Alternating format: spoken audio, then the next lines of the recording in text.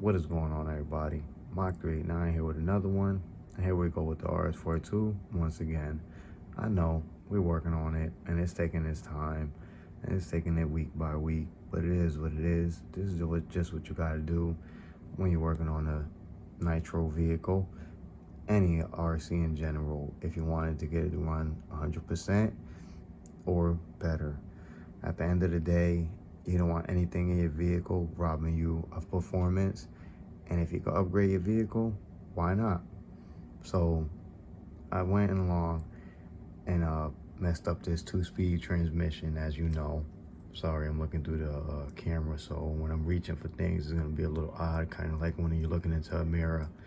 Anyways, at the end of the day, I polished this shaft and I ruined this transmission. But I went along and did Bug's recommendation when you mess up, not even mess up, but when the one-way bearing on your pull start is slipping, you just take a little bit of emery cloth or something and you polish up that shaft. Not polish up that shaft, but you know, scuff up that shaft a little bit. I did the same thing for this one-way bearing, so we're gonna see if that works. So right now we're gonna put this back in.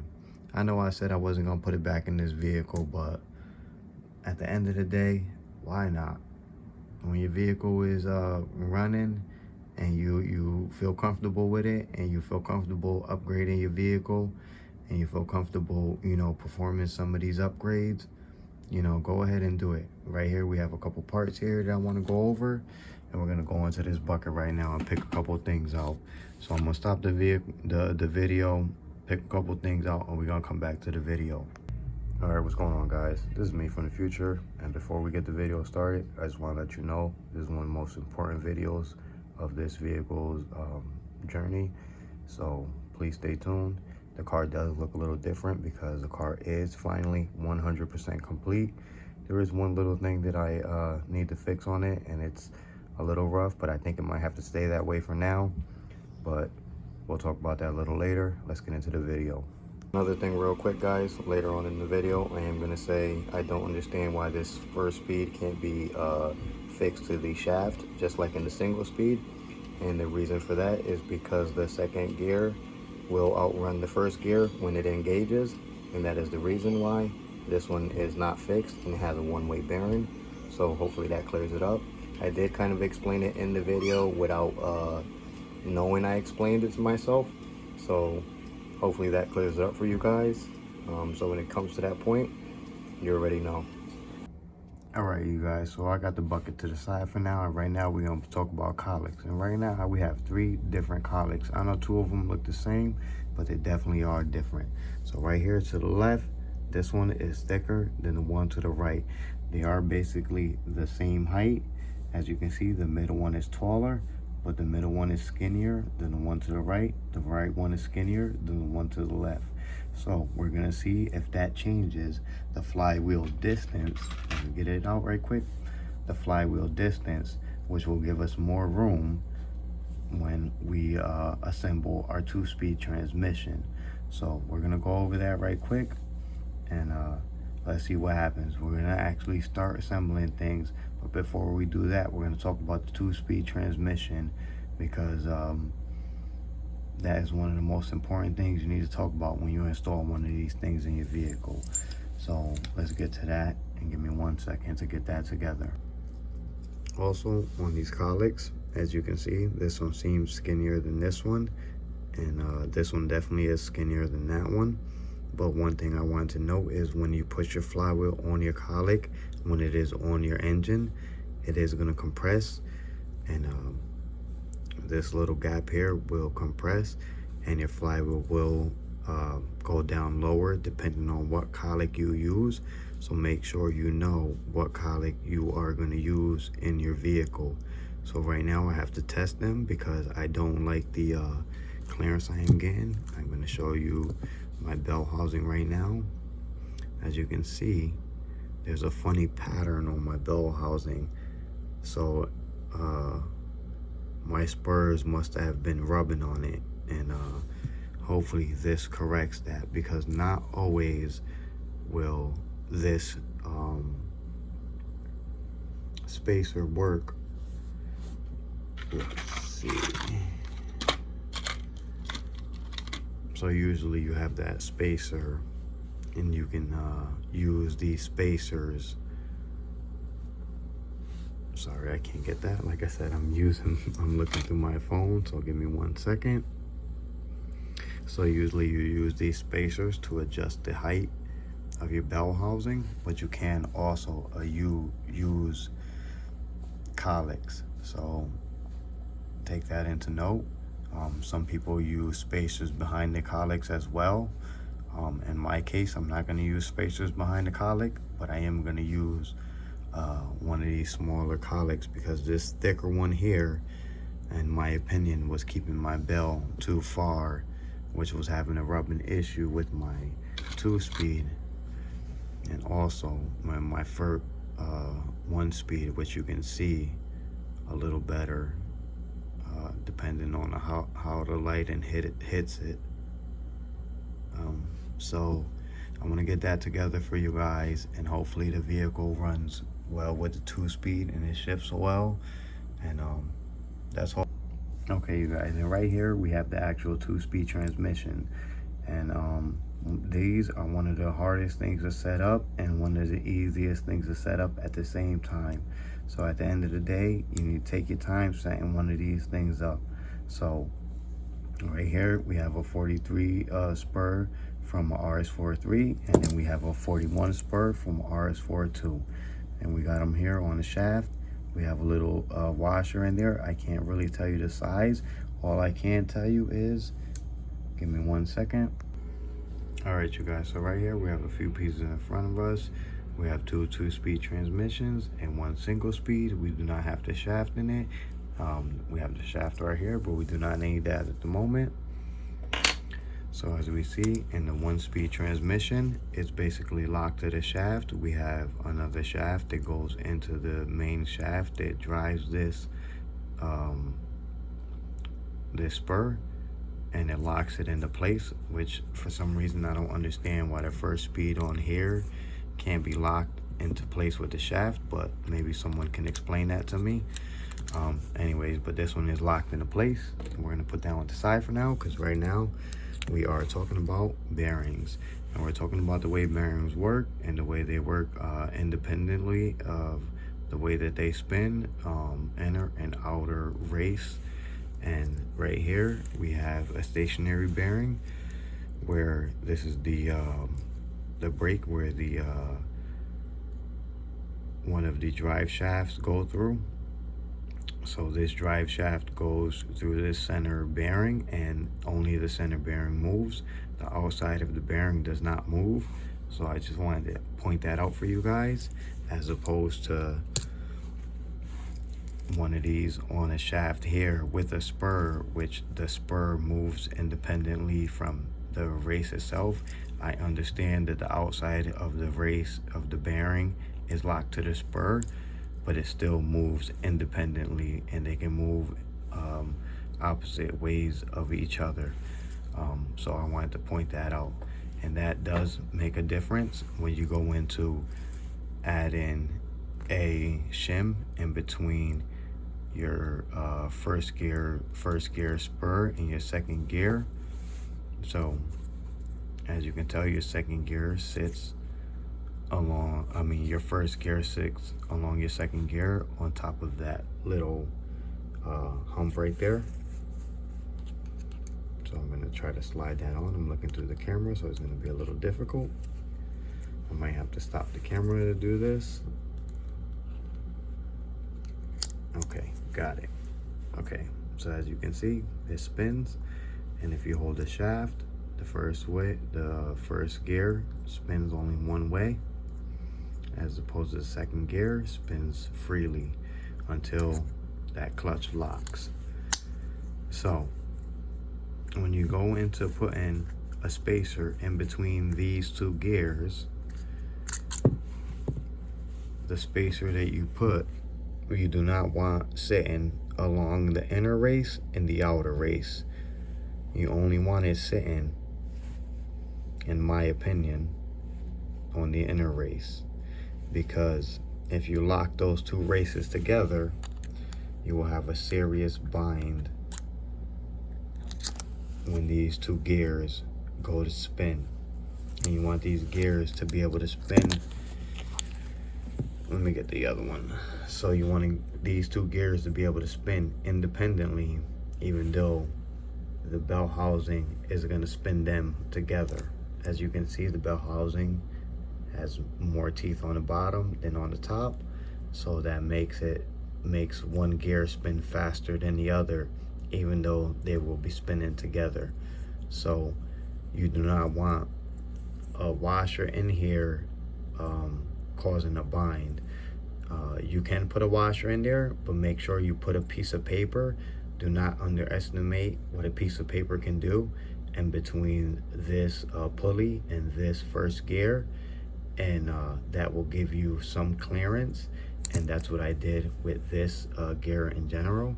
And I will show you the clearance it has and show you the I guess how free it spins. And I will just spin it backwards, and that is the first gear spinning. It's a little harder to get the second gear spinning because it spins both ways. The first gear is spinning because it has that one-way bearing. So if you can hit that one-way bearing just right, you'll get that free spin. So I just wanted to show you that. So make sure when you put a washer up there, make sure your washer isn't too big and it isn't holding the inner and outer race. I'm sorry it took kind of long to explain that, and I hopefully you guys understand what I was trying to explain, and the video isn't, you know, too bad with my hand cutting in and out. I am using my phone without the stand again, but I just wanted to try to explain that to you when it comes down to 2-speed transmissions and bearings, because the way you set up your bearing is crucial, no matter how you set it up or what way you set your bearing up or what fashion you use your bearing. So make sure you guys take note of how your bearing is being used. Alright guys, so we cannot stress this section enough because this first gear spins way different than the single speed. It has a one-way bearing, and the race of this one-way bearing does not spin, so you do not want to match this against that pulley. And one way you can avoid that is by sticking a few pieces of paper in here. When you lock that set screw, you can stick a few pieces of paper in there, and whether you use a washer in here or not, you can stick a few pieces of paper in here. I used one piece of paper out here, and I used one washer in here. I do not know the size of it, but that seems to work for me for that first gear to spin freely and not to be locked to the shaft or in between the second and pulley. So make sure you guys take note of that. That's pretty much all I have to say here, is you want these to spin independently. That's why I was talking about the gears. I cannot stress this particular section enough. So make sure you guys take care of the clearance in between your pulley, first gear, and your second gear, and make sure your second gear can spin freely and independently, even though the bell housing is going to lock these into place. They do spin at different rates, as I said before, so make sure you guys take note of that, and make sure you have room to where your gears are spinning freely. Alright guys, so how you're going to achieve minimal play is by using a washer here. You do not want this washer too thick, so I recommend using a thin washer here. Your bearing, and you want a little bit of space here. You want that space, so that space there is going to allow you to put a washer there. And you still want a little bit of space above that washer, because you're going to want to put another washer that sits on top of the shaft, not into the shaft, just on top of the shaft itself, and it's going to capture everything with the screw. You can use a smaller washer. It doesn't have to be the same diameter as the inner washer. And what that's going to do is, when you put your bell housing on, see if we can get this,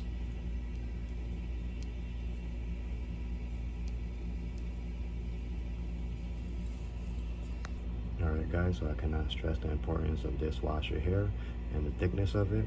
and it is going to determine the play of your shaft and whether you are riding against your spur, and whether you have too much play in general. So definitely get the thickness and make sure that these two washers do not crush against each other, because if they do, you will lock the bell housing against the shaft, and that's something you definitely do not want to do. So if you want minimal play, make sure you get the right thickness. Make sure you lock it into place with another washer. The washers are not crushing each other, and then you put your screw in and you should be fine. You can see my first washer is just sitting on my shaft, and it's covering a little bit of my bell housing and my bearings, so that way they don't fall off. Your second washer is going to sit on top of the shaft itself, just to capture everything into place. Alright, so she is 100% complete. I even have the rear body mounts. There is one little thing that is kind of bothering me, and it does have to do with the mesh of the transmission. And as you can see, she is pretty free, but depending on where the stroke is on the engine, it does get somewhat tight. I don't know how normal that is. I kind of would like it to be free all the way, but if I let's see, if I turn the flywheel, as you can see, it gets somewhat tighter. Now it's still pretty free, so I'm going to run the vehicle like this, but I had to do a lot just to get this transmission to this point. So hopefully you guys paid attention to the whole video, and this is the final stage of this transmission and how it's meshing and how it's actually sitting. As you can see, I have plenty of room from the bell housing, and I had to use the black colic for that. The other smaller colic that was also skinnier also worked as well, but I figured I'd use the black one. I still have some play in both gears, not so much the second gear as much as the first gear, but that all depends on, give me 1 second.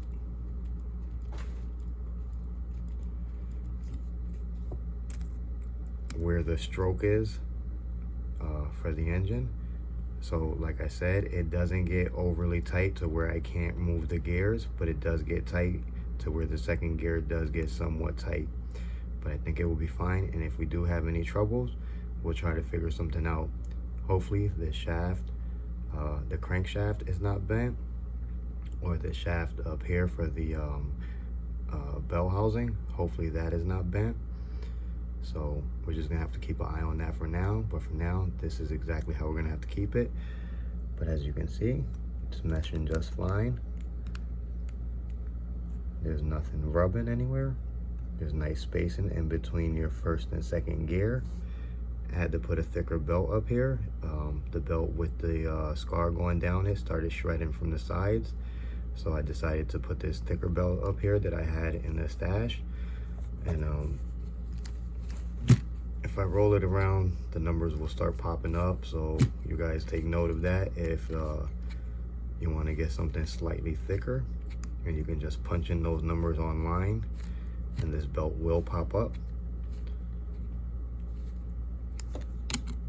And I'm pretty sure that says MRL,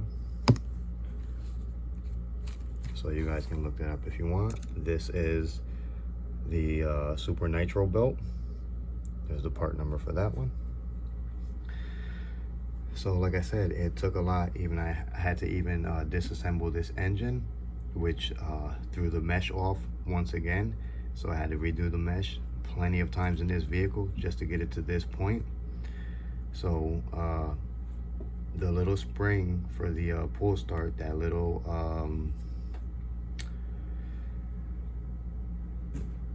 catch, I don't even know what it's called.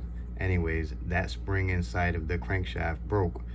Well, actually, one time it basically collapsed, and I pulled it out and I had replaced it with a spring from a lighter bug suggestion, and it worked totally fine. Then the problem happened again. The spring collapsed, but this time the spring actually broke in half. Removed it, took another lighter apart, popped another spring in. It is pulling just fine. The engine does have plenty of compression. I can pick up the vehicle and even see, like I said, Even spinning this engine over, the mesh is still fine. So I don't think I'm gonna have any issues here. And we're just gonna have to take her off for a test ride, see how she goes. And I'm pretty sure she's gonna ride fine. I do think I'm gonna have to replace this belt. You see how worn she is? She's actually turning white on the sides. So I don't have much faith in that belt. And then now it's all about tuning that 2-speed. Well, actually, I'm gonna tune the engine, tune the 2-speed with the silver screw. And then if I have to over tighten it, in my opinion, which is gonna be 1 turn out, 1.5 turn out, I'm gonna throw the black screw back in once again, and then we're gonna test it with the proper tune on the vehicle, which should give me proper proper shift points. And as long as we keep this mesh free, we should not have any issues with our shifting. And I do believe that the shifting issues was because the transmission was not meshing correctly from the beginning. As you can see in my last video, when I threw on the failsafe by accident, I figured that out when I turned off the failsafe. But when I put the vehicle back down and I rolled it back, I kind of hesitated because my gears were very tight. So I wanted to get that fixed. And as you can see, I can turn them by hand. Even if I turn the motor over again, they still stay pretty loose.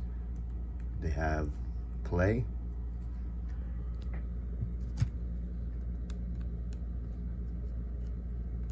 Trying to get grip of the bell housing, but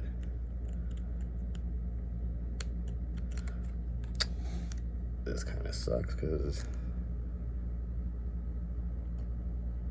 okay, as you can see, my bell housing does have play, so everything has play, and I think it'll be fine. So let's go, guys. We're gonna get out there. We're gonna burn as much nitro as we can.